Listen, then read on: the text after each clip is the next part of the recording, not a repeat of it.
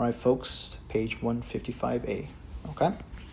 So this page, if you look at the example, right, the example is that we have y equal to 3x squared plus 7x plus 1.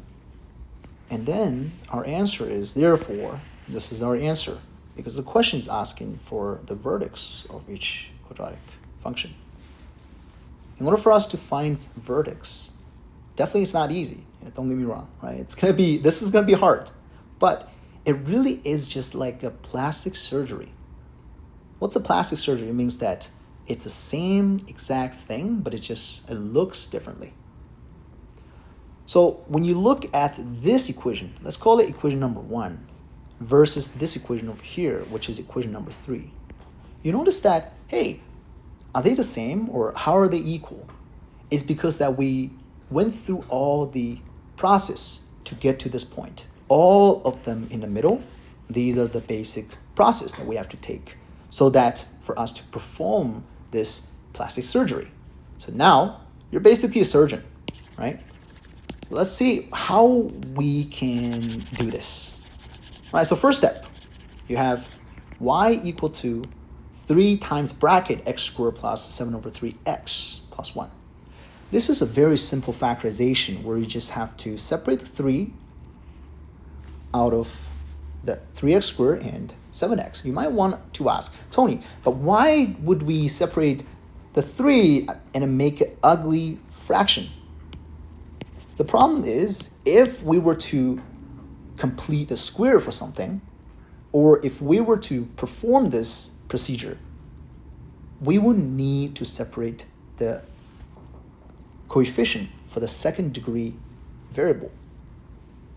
Basically, I want my x squared to be just with the coefficient 1. So it has to be 1x squared. It can't be 2x squared. It can't be 3x squared. That's why I'm factoring out the 3. It might seem like this one makes no sense, but you understand why. The second step, as you can see, we have a big bracket and we have the smaller bracket, and wow, where did I even get this number from? 49 over 36. And then I have another subtracting 49 over 36. That's when we are actually picking up the surgery knife and we're doing the plastic surgery. So let me show you how this magic happened.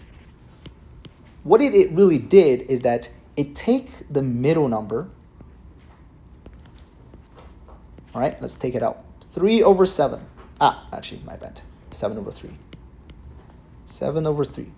And divide that number by 2. Let's divide it by 2, or equal to 7 over 3 times 1 over 2. This is equal to 7 over 6. And then they square this number. Hold on your pony. I know you want to try. But then again, why are there so many steps in order for me to get that mysterious number 49 over 36? It's because that if you look at a perfect square formula, let's say x plus 2 to the power of 2, right? When we square this, this becomes x squared plus 4x plus 2. 4, my bad. All right, so in that case, this kind of look like this shape, right? X squared plus 4x plus 4. However, what we're gonna do is that if you take this middle number out, 4 divided by 2 is equal to 2. And if you square the 2, you will get the 4. So what happened is that we're trying to reverse engineer the number that will make a perfect square. So let me get this right one more time, okay? If I only have this equation as x squared plus 4x, this is not equal to x plus 2 to the power of 2 because it's missing the number 4. Only if we add the number 4 will I have x plus 2 to the power of 2. Okay? So that being said, our goal is to find out this number, which is the 4 over here. And our goal is to create this number, but also eliminate it. It's like I give you $2, all right? And you're happy. I'm like, I'm gonna take another $2 out of you. So nothing really changed. The only thing that changed is the mathematical symbol in this case. In this case, the easier case is +4 minus 4, basically is equal to 0. But in our examples case, it's the 49 plus 36. And then you have to take it out as well. So these two basically go hand in hand. But the question is, Tony, you're talking that much, but how come the first 49 over 39 is being bracketed, right? How come this one is within the bracket? Because, buddy, we're trying to get this rolling to a perfect square, right? We're trying to get it rolling for a perfect square. So how do we find out perfect square?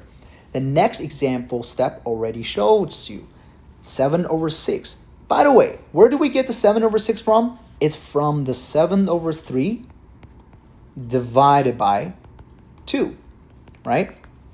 Which is 7 over 6. That's the number we need to make this perfect square. And that's why the 7 over 6 goes inside there, all right? So once that's done, you will see that, oh, I have 3 times bracket x plus 7 over 6 to the power of 2. And how come, Tony, this does not make any sense, because how come we have minus 49 over 12 over here now? Right, what happened was this negative 49 over 36? Oh, don't forget about the 3. When you open this bracket, as you can see that the bigger bracket is opened. There's no more bigger bracket. We got rid of it. That's why the 3 has to multiply this, basically this. And also the 3 multiplies the negative 49 over 36. So 3 times negative 49 over 36 is negative 49 over 12. That's how we get the negative 49 over 12. And which means that subsequently we are able to do all of them, right? So negative 37 over 12 is equal to negative 49 over 12 plus 1. And once that's done, you will get the negative 37 over 12 easy, right? And nothing changes over here. Last but not least, what's our goal for this question? Are we just getting the quote-unquote plastic surgery done? Probably not, right? Our goal is to get the vertex. So how we find out the vertex? Again, looking at the equation itself, you can probably tell that this negative 7 over 6 actually comes from here. And this negative 37 over 12 comes from here, right? So what's the relationship? Remember, your vertex form for any equation or any quadratic functions will be what number of x makes this bracket 0. So let's say, for example, you have x minus 2 to the power of 2 minus 3, okay? Whatever number makes this 0, which means x is equal to 2. And whatever number at the end, negative 3 in this case, will be y equal to negative 3. So the vertex coordinates will be 2 and negative 3. Similar with this question over here.